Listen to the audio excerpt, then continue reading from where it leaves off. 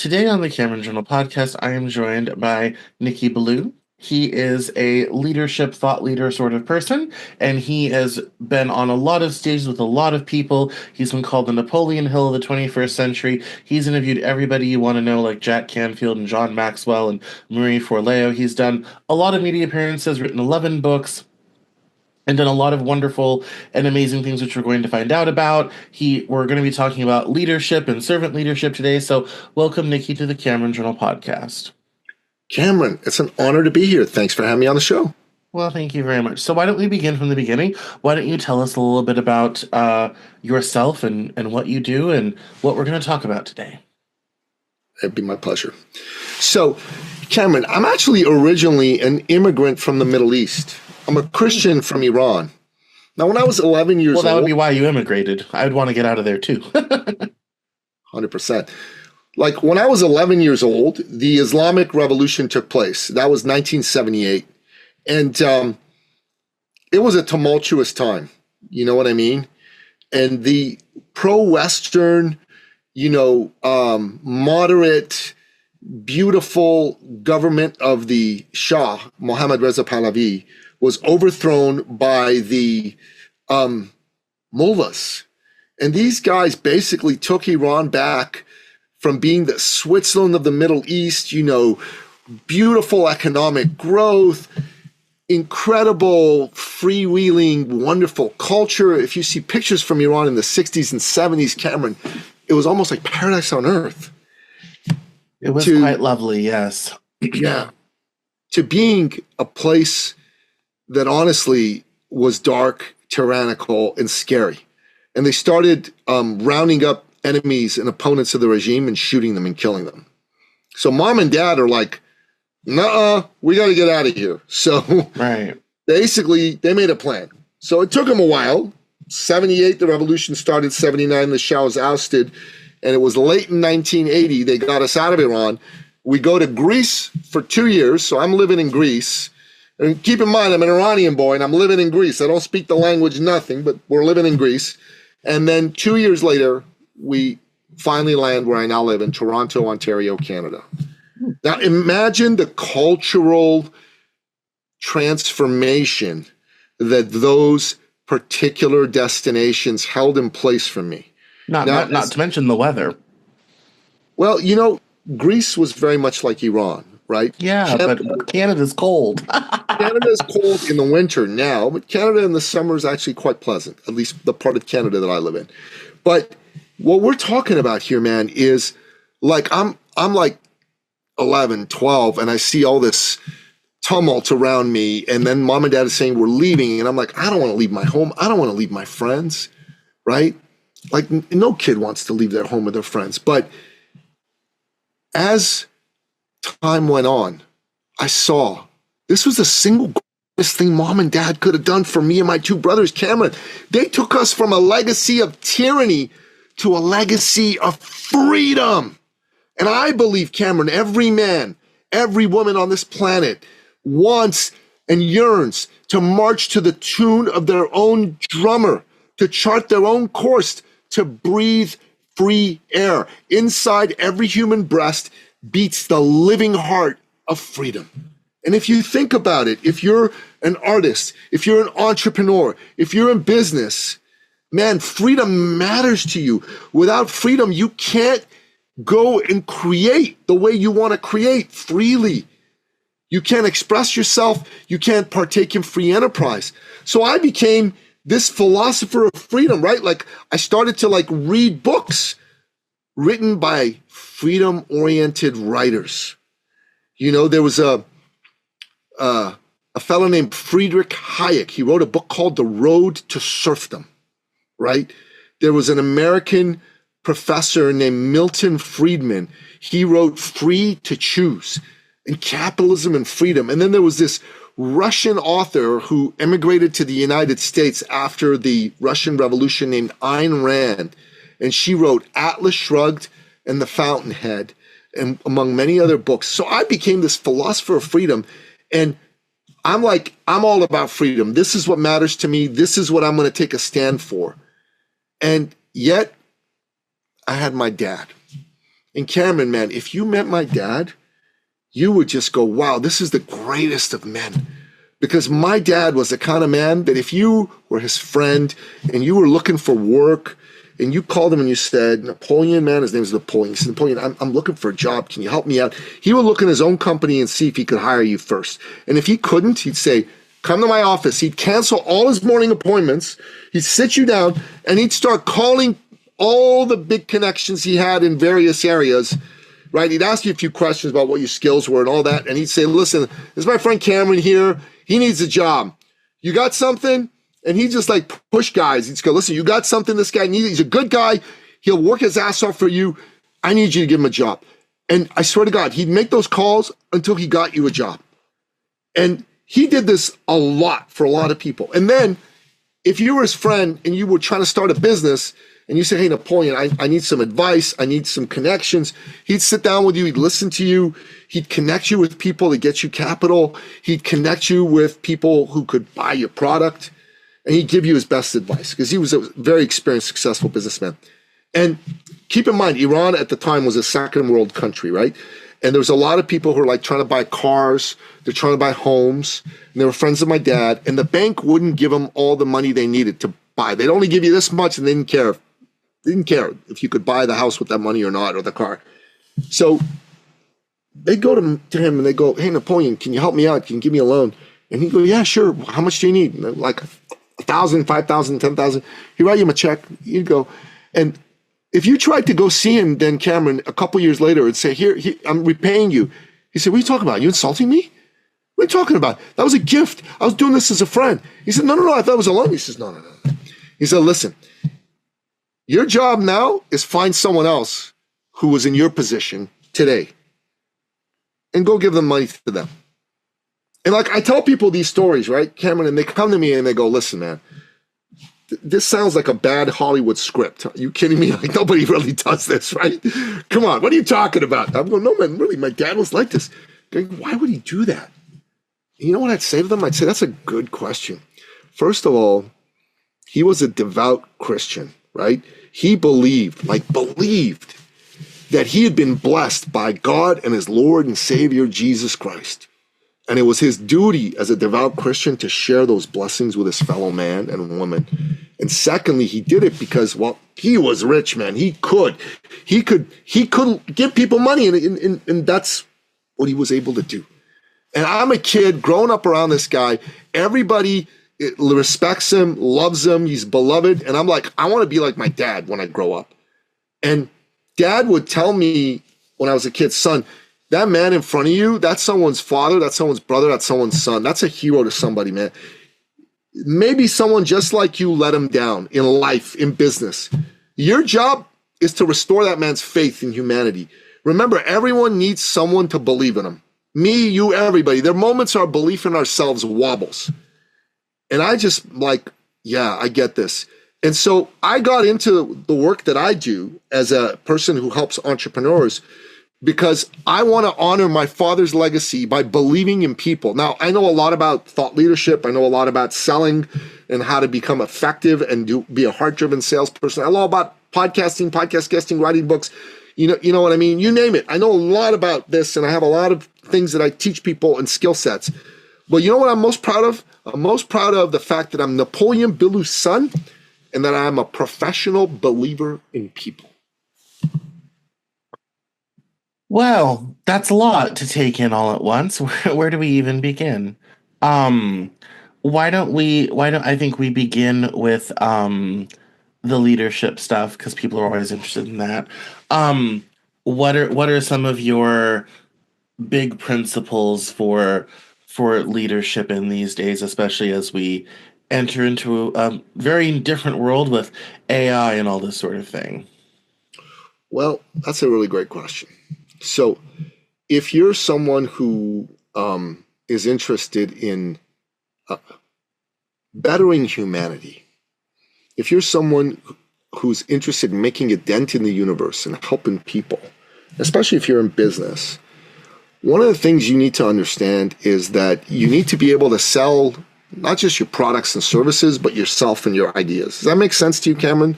You got to be skilled as a leader at selling your vision, selling your ideas, selling how you help people, selling your programs, your products, your services, right? So I want to tell you a story about a young man that was a client of mine. When I met him, God, it was 10 years ago. Like, that just blows me away. At the time, he was 25, so I guess he'd be 35 now. And he was a fitness coach. And this was, Cameron, this was a good dude. If you had a sister, you'd want your sister to date him and marry him. You know what I'm saying? Like, that's how nice a man he was. And he wanted to help people, but he wasn't really good at getting people to work with him. In fact, he kind of sucked at it. Suck being a technical business term, right? So his name was Dan, and he's like, Nicky, I just can't seem to persuade people. I can't get them to be my clients. How do I do this? Like, you know, my business it's like kind of failing. You know, I got to do better, or I'm going to have to quit and get a job, right? I can't keep this up forever. So I said, okay, tell me, like, how do you help people? What do you do? Well, the first thing he said to me was, hey, man, I can help anybody with any health and fitness problem. So number one, if you want to be effective, you can't be all things to all people. If you want to be a leader, if you want to be an entrepreneur, you got to focus and narrow your focus on a particular niche. Does that make sense? Like, if you focus on a particular niche, it's better. So I said to him this. I said, it's too much. So he said, okay, I think I'll help doctors lose weight. I'm like, okay, that was kind of random. Why'd you pick doctors? He said, well, my dad's a doctor. I'm like, oh, that's kind of neat. And he said, doctors also make a lot of money, so these guys can pay me. And I'm like, dude, this is not the way to be thinking about this, man. You can't be thinking about this way. He said, no, I'm going to give it a shot. So he did. It wasn't very successful for him. He got maybe 1 or 2 clients. And I went to him and I said, look, Danny, it's not working too good for you. We need to change this. He said, okay, I got it. I'm going to work with cardiologists. I'm like, why? He said, well, you said narrow. I said, okay, narrow's good. And he said, they also make more money than doctors. I'm like, sugar, my man, this guy is not getting it at all. You know, I said, no, you can't be thinking about money. He said, no, I'm doing it. Now, he fell flat on his face. Not a single cardiologist signed up with him. But during this time, there was a serendipitous thing that happened. He started working with a man with a missing limb, a missing leg from a childhood accident who was a Paralympian athlete. His name was Papito Wilson. And he was African-Cuban. And these two guys, they hit it off. In fact, he did such a good job. Papito won some medals at major international competitions. I think he even won a gold medal, right? So he comes to me, Danny, and he's like, all sheepish looking. I'm like, what's going on? He says, I owe you an apology. I said, what? He said, you've been trying to tell me to stop focusing on the money and to start focusing on helping people, right? Because that's what servant leadership is. He said, I didn't listen to you and I was wrong. And he said, I'm going to stop doing that, money focused thing now. He said, I think I want to help people with missing limbs. I said, Danny, that's a great idea. Go for it. So Danny learned how to help people with missing limbs work out and get fit, right? That was his shtick.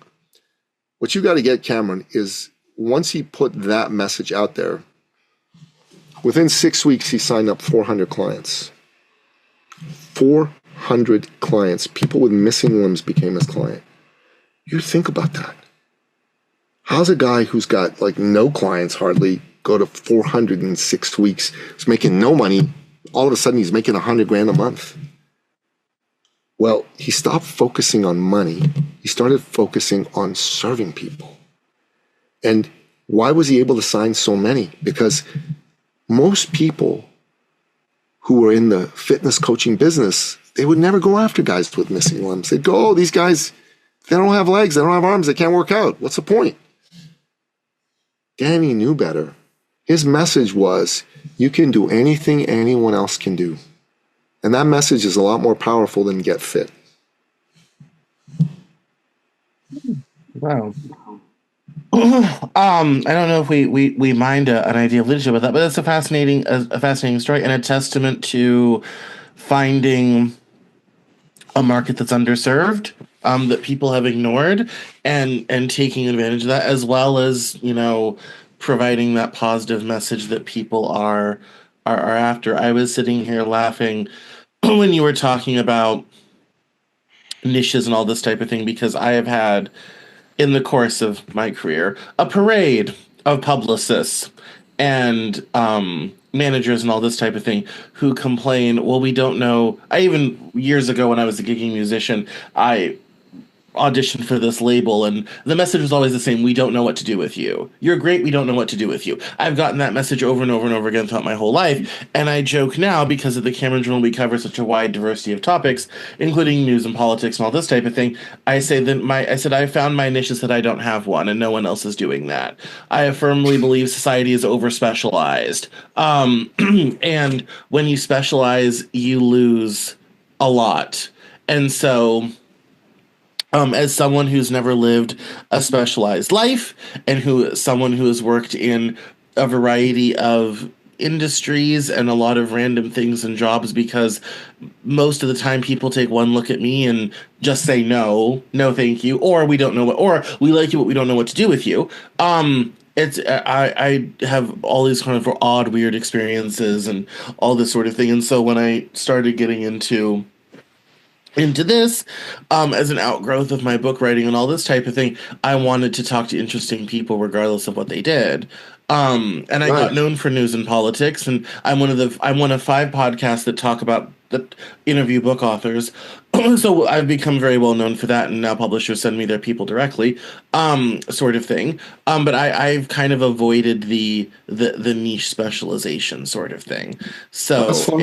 I was chortling about that, because I cannot tell you how many times people have come on the show with that same message, and we end up having the same conversation. But I enjoy it, Mhm. so it's fine. Good for you.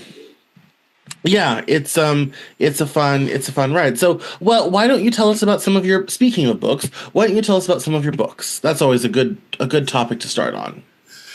Well, my latest book is a business book, and it's called Get Booked and Get Paid: How to Generate 6 Figures Plus a Year Through Podcast Guesting.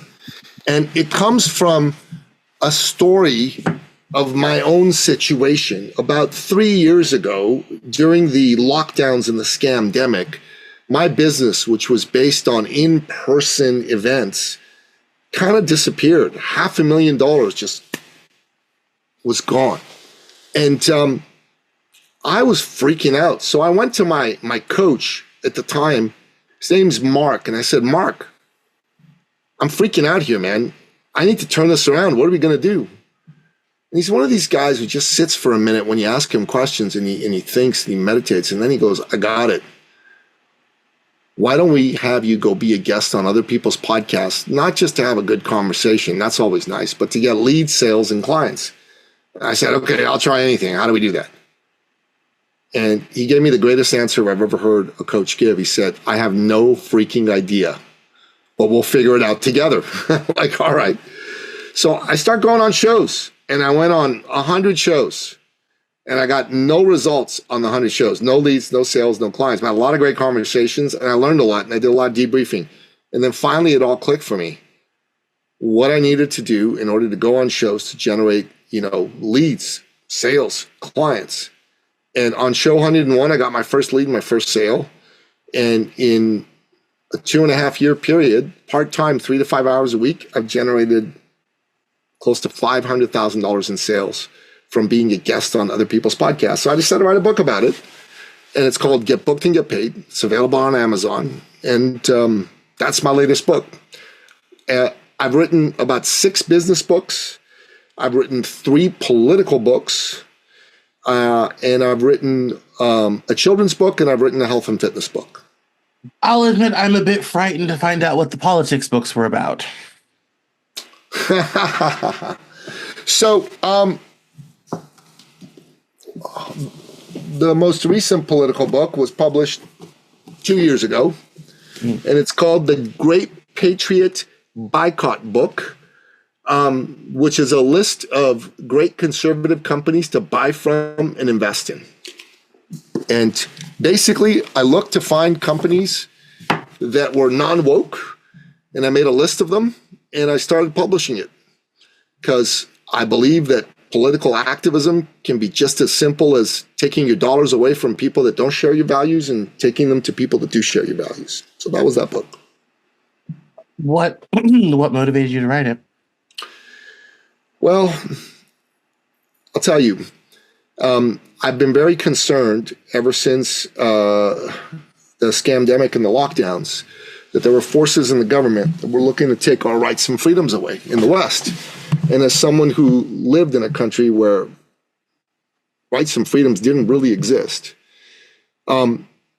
it was obvious to me what kind of playbook they were running. They were running the propagandist playbook. They were trying to fool people into believing that, no, it was all for their best interests, but really it was all about divide, conquer, and rule. And in my own country of Canada, Justin Trudeau locked us down so hard, you couldn't even travel anywhere if you didn't take the jab that they were trying to force the whole country to take. And there were a lot of companies that were just going along with it all, and they were also pushing other things that I didn't particularly care for. So I decided to make a list. So the first book I wrote was Woke Companies. We made a list of 116 of those. We sold them several thousand copies of that book so people would stop doing business with them. And then we found companies that were not woke, and we wanted to redirect the dollars to them. That's what I wanted to do. And I'm proud to say we were the first people to sound the alarm on Disney.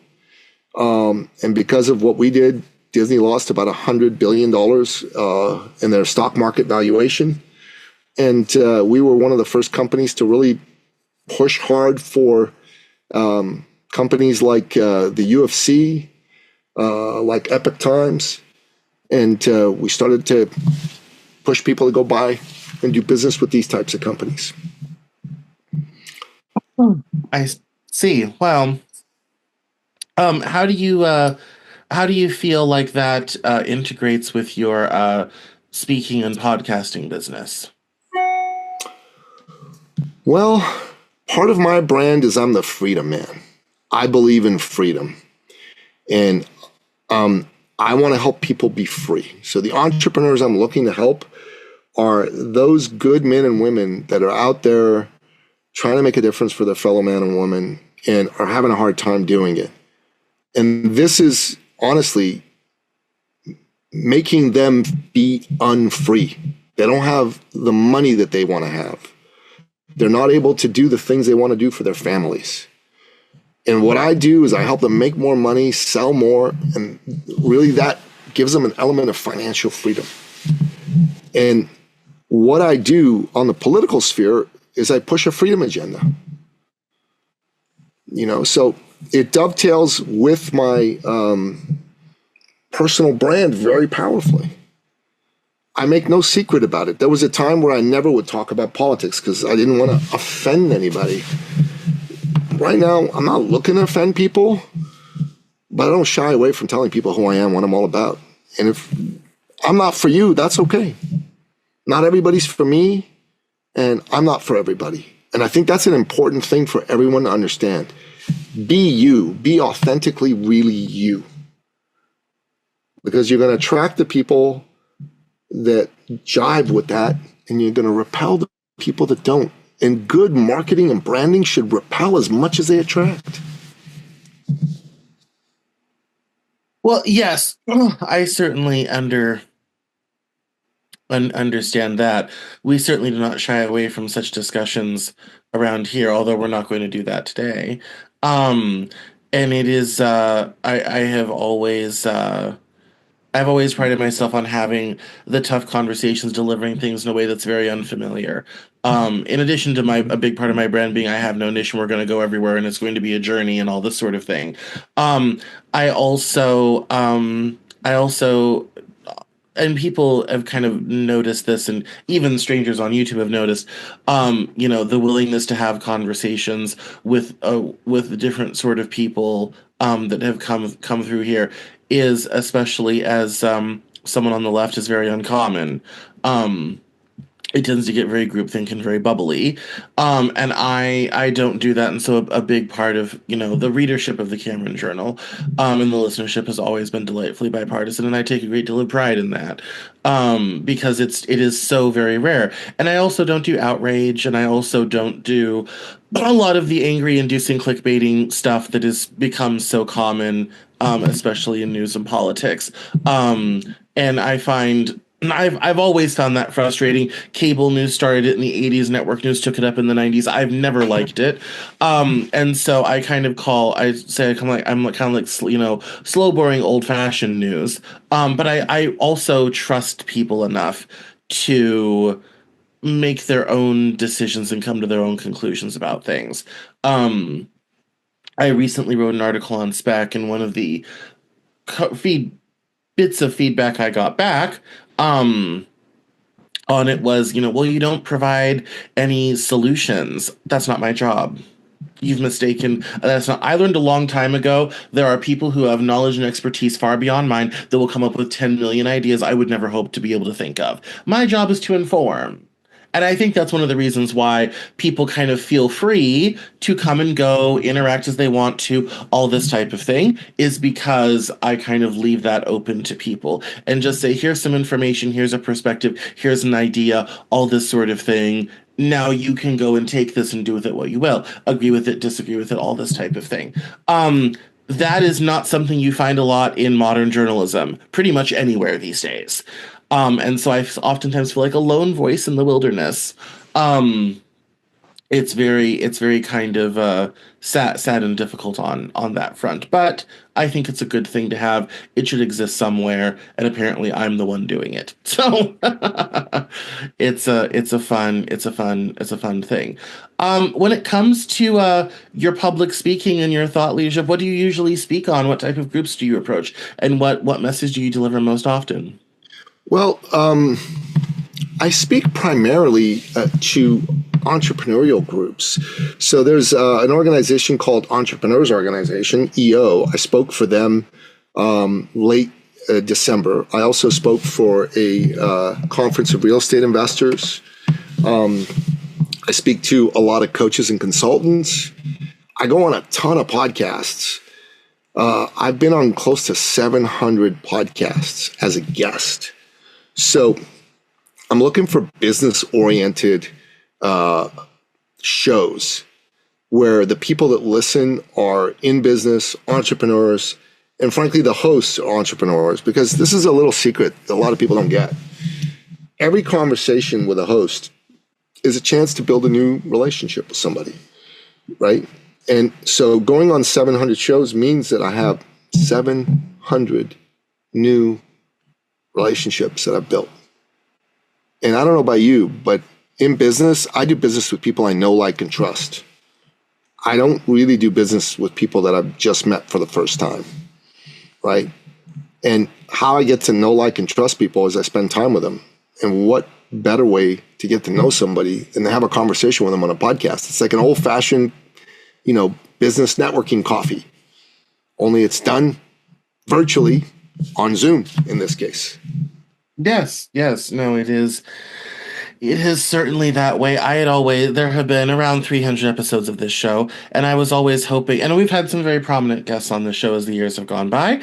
And I'd always hope those relationships would yield something more. That's never really materialized. It has a couple times, but very rarely.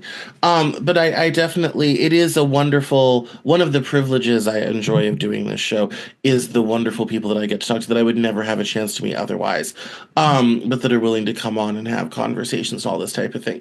And that is as much as I hate almost everything about this business, when I have a great conversation with somebody, and I did one yesterday where we talked about storytelling for an hour, and unfortunately I had a block of recording, so I couldn't have him on for another half hour that I wanted to. Those are always the best days. I agree. To do it. And then I punctuated my day talking about a woman who'd married someone from Palestine. We were talking about the situation in Israel Palestine. And that was very kind of quiet and reserved and all this type of thing. But it was always, those stories always fascinate me, and I always love to highlight them. And so that was a kind of a good day for the show, sort of thing. So it's good. And it's always fun to just meet these fascinating people who've written a book or are talking about a program or something along those lines, or just sharing their expertise. It's always good. It's always fun. So I totally understand that. Yeah. Well, we're 40 minutes in, so I have one thing I'm going to ask you, and then we'll wrap up. The kind of is if there was one thing that thought leaders, entrepreneurs could take with them today, what would that be? Um, Charge what you're worth. Too many people in this space undercharge.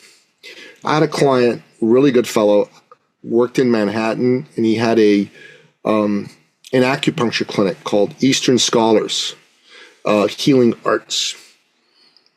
Dude was doing well, but he wanted to do better. He made about $150,000 a year, but it was Manhattan, right? I mean, that money came and went. Yes. He wanted to make $1 million a year.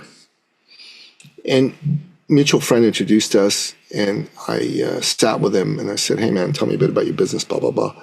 Everything about his business was properly organized. He had good messaging, good clientele, except one thing. He charged a ridiculously low amount of money. And I just went to him and I said, "Chris," his name's Chris. I said, "Chris, what are you doing? You need to charge properly." I said, "Why are you charging so little?" He says, "Oh, no one will want to pay." I go, "Oh, that's one of the key reasons people don't do it. They don't think anyone's going to pay, or they think they have to because the competition is charging low." And I go, "That's a stupid reason." And I said, "You got to charge based on the value of the solution you offer. The value of the solution you're offering is 1,000 times what you're charging. It should be maybe 10 times what you're charging." He's saying, "I can't 100-fold my rates." I go, "I got it. But can you 20-fold your rates?" And he's like, no, are you crazy? I can't do that. "How about 10-fold your rates?" No. He finally agreed to 7-fold his rates. Okay. Now you got to understand something, Cameron. He exploded his business when he did that. He went from 150,000 a year to he made 1.2 million in 4 months. He got a way big boost in his business in terms of new clients. And his existing clients were a lot of big people. And they told him, "I can finally refer people here because I love your work, but you just don't charge enough. My friends wouldn't believe me that you're any good. Now I can refer you to other people." If you don't give what you should, if you don't get what you should get, you won't give what you should give. In business, money is an energy exchange. You better be charging what you're worth, not overcharging, but not undercharging either. It's based on the value of the solution you offer. So imagine, Cameron, let's say I'm a relationship coach, and let's say you're married and your marriage is about to hit the rocks. And you're desperate. You come to me and you go, "Nicky, can you help me?" And I go, "Yeah, absolutely. I can do this. I can help you guys get it all going." And you go, "Okay, great. I'm ready to hire you. What do you charge?" And I go, $50. You're going to look at me and you're going to go, "You mean 50 grand? I go, "No, $50. You're not going to trust me. You're going to go, "This guy doesn't know what he's doing." Right? Well, if I charged you 50 grand, you might go, "Oh my God, that's a lot of money." But you'll also go, "Okay, this guy's a professional. He charges professional fees." Right? Clients are reassured by high prices. If you're a thought leader, you've got to charge appropriately. Undercharging hurts your client. Undercharging hurts your client because they don't believe in the value of the solution. They won't do what they need to do to get the result. It's funny you should mention that because we've been launching The Power of Story, which is my writing courses. And I had done a big survey to figure out kind of what these things cost and all this sort of thing. And I had recently done some marketing, and I'd had a lot of people come in and they'd gotten to the checkout and they hadn't completed it. And my first thought was I'm like, the natural thing to think would be it's too cheap, it's too expensive. But I said, what if I'm not charging enough? And what if I just need to bring my prices in line with the rest of the industry? Because my course is $2,000 for a whole year. Most writing courses, it's 5 to 10. And I'm kind of like, I might as well it's like, we're not selling anything anyway. Might as well give it a try and just jack things up to the what I would call the normal sort of median rate for what this type of stuff goes for. And I was just having that conversation with myself the other day, so I'm glad you mentioned that. It gives me encouragement to to do a big price rise over at The Power of Story. which is always a good always a good thing to think about, and perhaps we'll get some people in then. Good. Well, before we go, why don't you tell us about your is this when we do plugs? I'm sorry. This is when we do plugs. Tell us where we can find you online and keep up with you. At Nicky Billou anywhere on social media is where you can find me online and keep up with me. And if you want to have a conversation with me about any of the topics we talked about, go to my calendar, which is ecircleacademy.com/appointment. ecircleacademy.com/appointment. Book a free call. Excellent. Well, thank you so much for coming on the Cameron Journal podcast. Thanks for having me.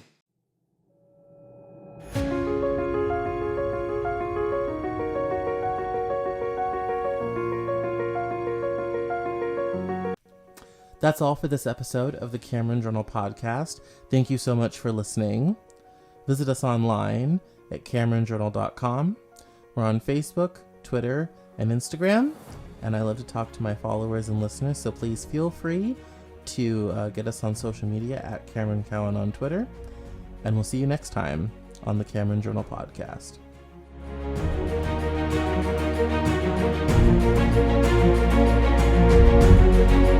Thank you.